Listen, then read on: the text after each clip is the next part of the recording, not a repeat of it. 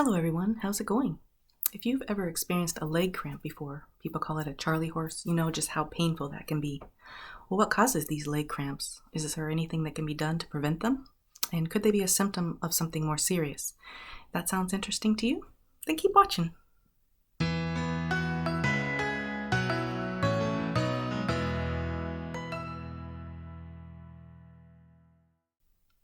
Now, leg cramps are a sudden, involuntary, intense muscle pain. It's usually in the calf, foot, or the thigh. It can last actually several seconds to several minutes. And sometimes you could actually have pain for hours after the cramp goes away. It feels like the contracted muscle is tightened into a knot. Now, usually these leg cramps are harmless, but we're going to talk about when you might want to reach out to your doctor. We're also going to discuss the difference between leg cramps and restless leg syndrome. So what causes these leg cramps and why do they seem to happen most of the time at night? Well, experts don't really know the cause of leg cramps for sure. They have some theories. 3 out of 4 are reported to occur at night. And this could be because we're more active in the day. There's a higher likelihood of muscle fatigue at night. We're also not moving around as much at night, so we may have decreased circulation. Something else that could cause issues if we're sitting too much during the day. Many of us lead very sedentary lives. We may be stuck at a computer all day, and that could decrease muscle and tendon length and limberness. We may also be overusing our muscles. We may be involved in an activity or an exercise that's just too intense for us. Standing and working on concrete floors can sometimes cause an issue for some people. Stress may be a problem. We know stress can affect our health in many ways. We may be dealing with nerve compression, so we may have a pinched nerve in our neck or our back. Unfortunately, many of us have to take medications, and diuretics, steroids, and antidepressants are actually associated with leg cramps. Having too little potassium, calcium, or magnesium in our diet could also cause issues. Unfortunately, some people have to take high blood pressure medications that could cause increased urination, and that could actually cause these minerals to be washed out. Of course, you would never want to stop taking any medications without speaking with your doctor first. You would discuss these things with your doctor and find out if you needed to make a change or an adjustment to your medications. So who are more likely to suffer from leg cramps? Well, adults age 50 or older are more likely. Our tendons naturally shorten as we age, so that could be partly the cause for that. Women are more likely to have leg cramps. Those who don't drink enough water and get dehydrated. Those who are pregnant, and as we mentioned before, those who are taking certain medications, and this could include even cancer treatments like chemotherapy. They can actually cause nerve damage, which can cause leg cramps. Now, research of people over age 60 shows that people who drink alcohol are more likely to have leg cramps at night. They're not exactly sure why this is, but it could be because of alcohol's ability to damage muscle fibers. But they say more research is needed. Another thing that can make us more susceptible to leg cramps is being overweight. How about those with type 2 diabetes? Why would they be highly prone to having leg cramps? Well, those with type 2 diabetes are more likely to have nerve damage. They're more likely to have peripheral artery disease, so they have that fatty substance plaque that builds up and blocks the blood flow in the arteries. Also, since electrolytes help muscles work properly, and electrolytes tend to drop when the blood sugar rises, that's another reason people with type 2 diabetes may suffer from leg cramps. Also, having low blood sugar could make somebody more susceptible. If you have other illnesses that involve nerves, liver, or the thyroid, that could also put you in line for having muscle cramps, these leg cramps.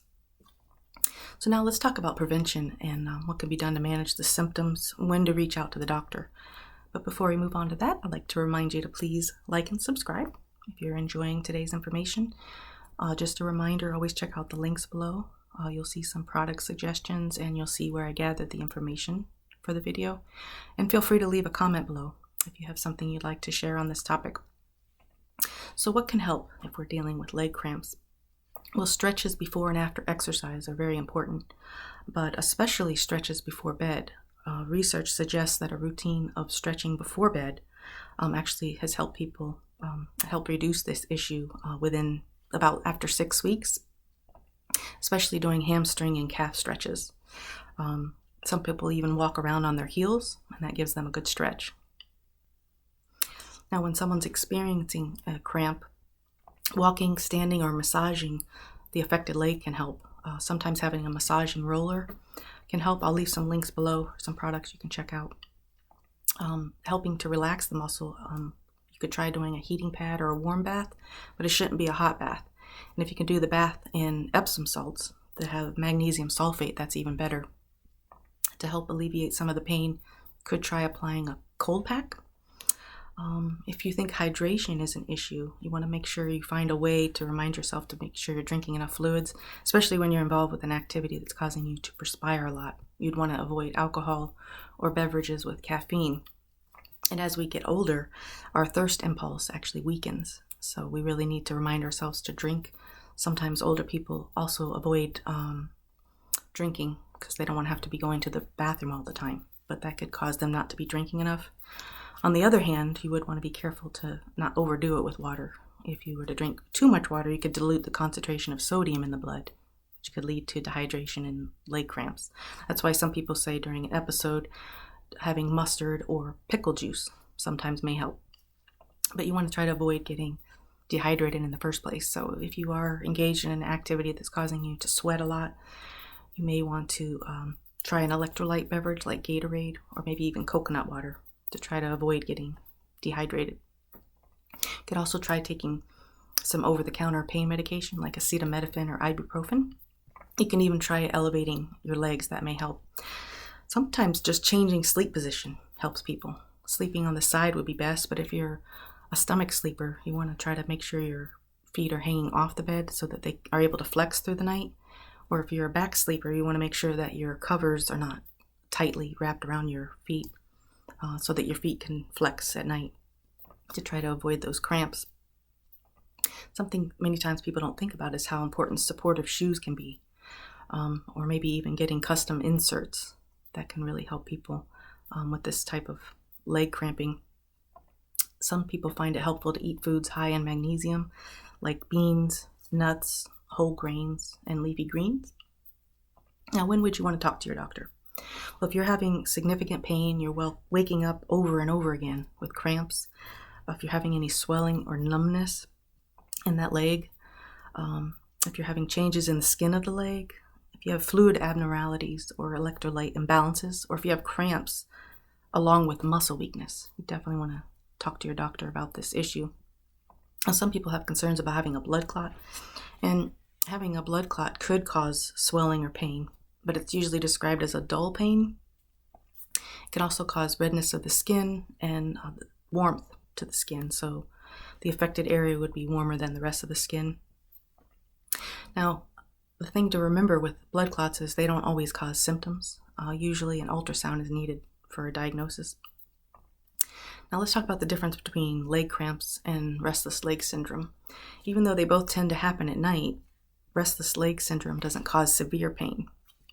It's uncomfortable, and it's been described as like an itching or a tingling, an urge to move the legs, but it's not like an agonizing pain.